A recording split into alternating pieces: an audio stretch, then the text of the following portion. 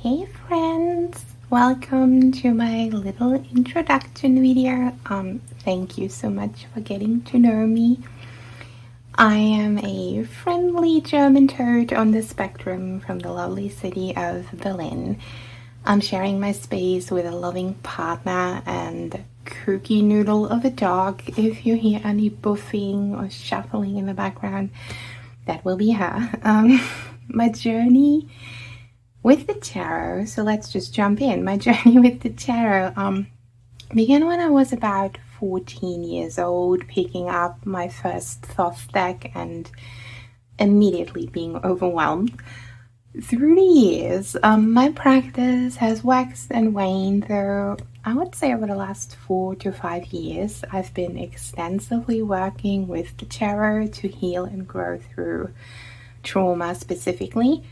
I'm happy to chat about that a little more at another time, but let's just say working with the tarot has been quite transformative for me. I'm also a huge bookworm. I love matching my tarots to books, either for fun or to tap and embody the energy of the book to understand it a bit on a deeper level.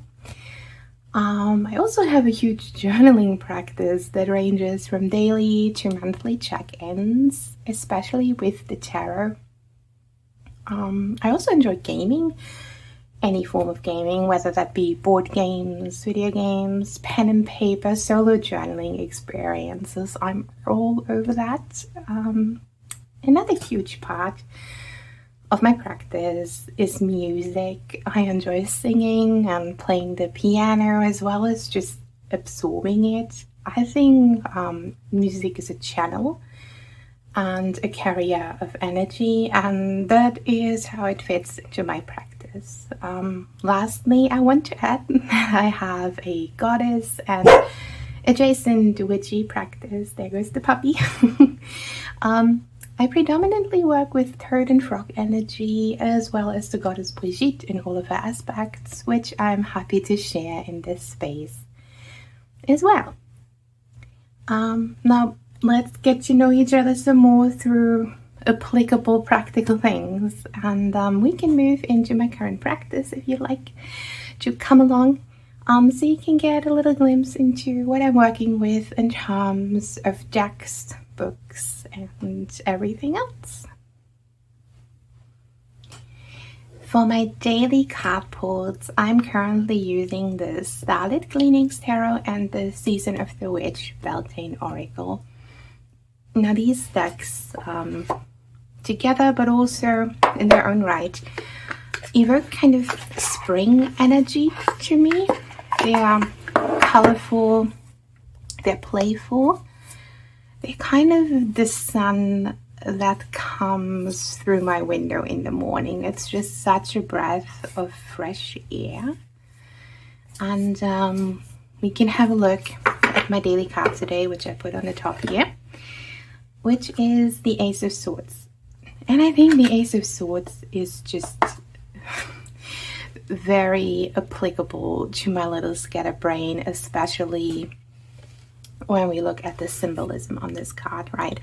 I feel like we have I have so many thoughts fluttering in my brain all at the same time, and I have to kind of sit down today and take my little needle, right, and like be like, this one, I want to pin this one down and kind of like sew it in place so I can focus on this. So in that sense, I think the Ace of Swords is a good little companion for my day today, to not be all over the place, to, you know, I have so many ideas, I want to do so many things, but today we're gonna focus on that one, so whoop, put a pin on it. I think that works for me. And the Season of the Witch Beltane Oracle is a bit of a clarifier oracle for me at the moment.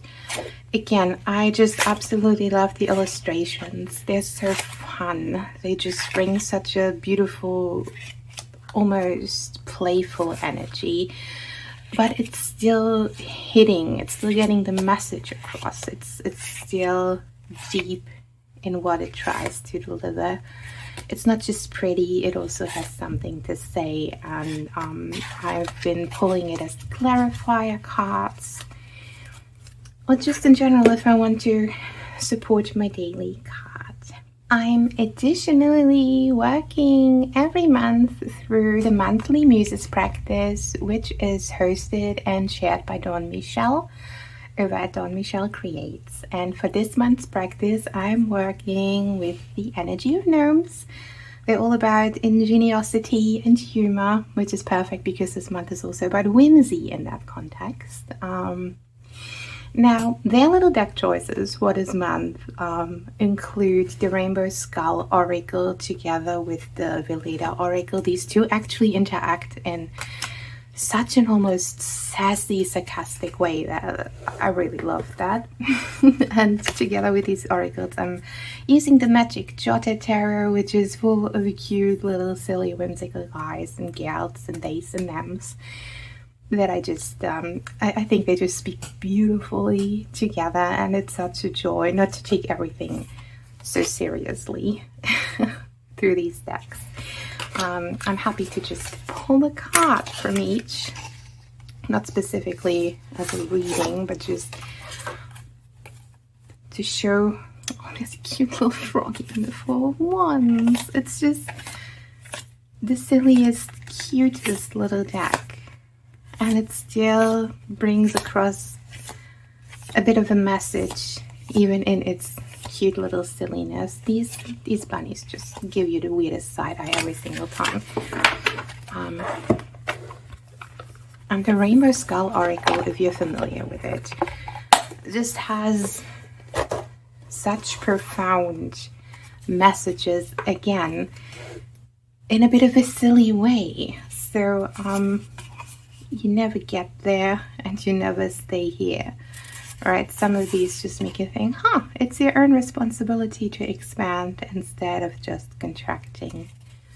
Very true. If not you out there, if no you out there, get out there. So I love them. There's more where that came from. Absolutely, the evolution of self. I just love it. For me, if I can't make it fun, I'm just not going to be able to do it. That is... I'll keep this up top because that is so much me. If I can't make it fun, I won't be able to do it. And now with the Veleda Oracle,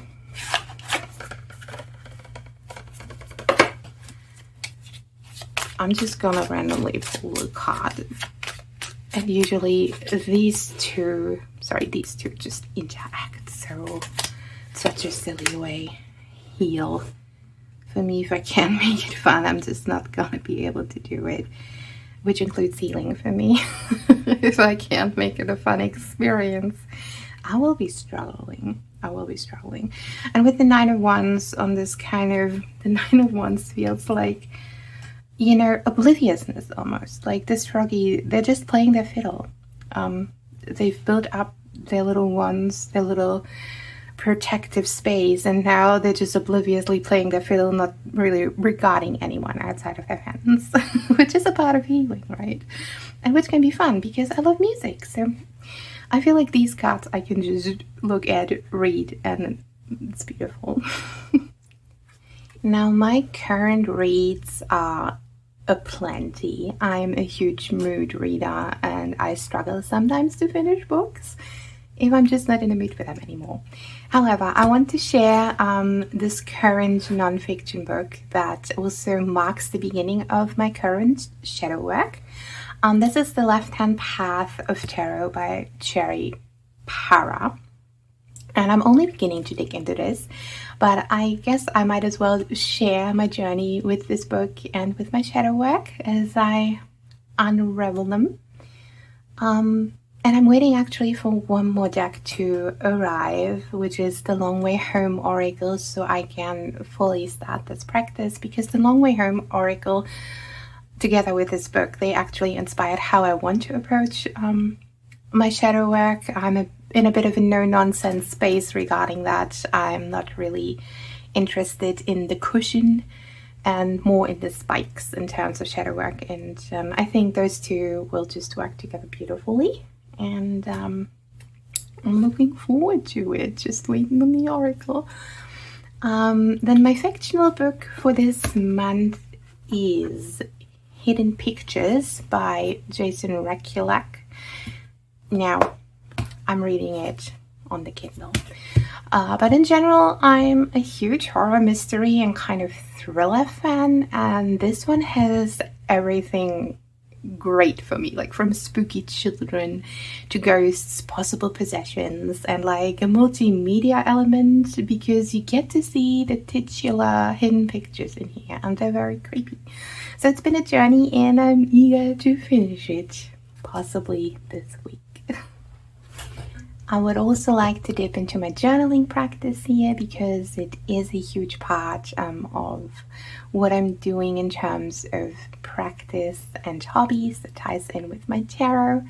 And I would like to start with this journal, which is dedicated to my monthly muse practice, again over from Dawn Michelle Creates. In this one, I am allowing myself to write creatively or freely in whatever way my tarot readings for that month resonate with me. Now, this is not a, definition by definition type of thing. This is just me letting my creativity flow, if you will. And here we got January, we get February. I can just flip through it. We don't have to name each month. But here we're up to my latest pages, which I haven't filled out yet. I tend to fill these out at the end of the month, or whenever the muse calls, if you will. But this is where my little gnome musings will go, and I'm very much looking forward to that. Next up,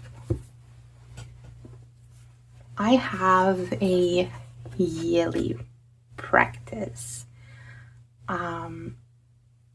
In this journal, I'm keeping my year ahead readings, where I preview and review each monthly card. And this journal has been with me since 2023. She's a dear little friend, and she started out looking like this, and we're still very much in theme with it. Each year I dedicate like a specific deck to my practice, and this is my 2026 overview, and we've upgraded to shiny pictures. But yeah, so in here I just enjoy kind of having a little reading for the beginning of the month, and then I'm going to add a little bit and another reading for the end of the month, and see how everything came together, or if it did at all. Next up, this is a journal I was gifted by my partner, so of course it's a special one. This is the Season of the Witch planner for 2026. Now, I really love this planner because in this one it's all very no nonsense for me. These hold my daily card pulls a little more closely. I use each day to reflect on them, and I'm being quite unapologetic with myself and my life in this specific journal. This one's kind of like, it already has the aesthetics down, and I'm just talking to myself here. I'm just being real, if you will. And I also quite like how this journal is set up, because we have like a little introduction about the vibe, the energy of the month. Then we have a big reading for the beginning of the month, which I really enjoy, and then we get into my daily card pulls. I also, note down the keywords as instructed here. Here are just little priorities, things I'd like to do this month, accomplishments to acknowledge. And in this little monthly overview, I just started to doodle the cards as well, just for like a visual, a little bit of visual interest. So as you can see, it's just the same for each month, but this has been quite freeing in a sense that I can kind of study a specific deck each month. I can familiarize or refamiliarize myself with that deck. I get to do a little doodle a day, which is always fun. And then, though each day has like a specific task or something you could, a suggestion for the day, if you will, I try to do my little readings here more based on my card, but I try to put the suggestions in if applicable. And here we are to our current month. I still have to fill today in, but yeah, I've been really enjoying the season of the Witch Planner, just a daily dumping of every thought I have, whether it's positive, negative, constructive or not. Sometimes I do need that. Lastly, in terms of journals, now these might get a little bit clanky because of their charms, but I get 2 Hobonichis. Now, the Tamagotchi Hobonichi is my own investment, and the Pickles the Frog Hobonichi I was gifted very generously. I'm just gonna go through them real quick. Now, this is my chunky little monkey. My Tamagotchi Weeks is like my personal little guy, and this one's just for daily mood tracking, which is important to me to just see what correlates with my moods. I use this monthly kind of overview for a scrap a day, which has been super fun, honestly. Another little creative outlet where I don't have to do much, just cut things out, put them in here. Love it. And then, yeah, I used this. So this was my very first.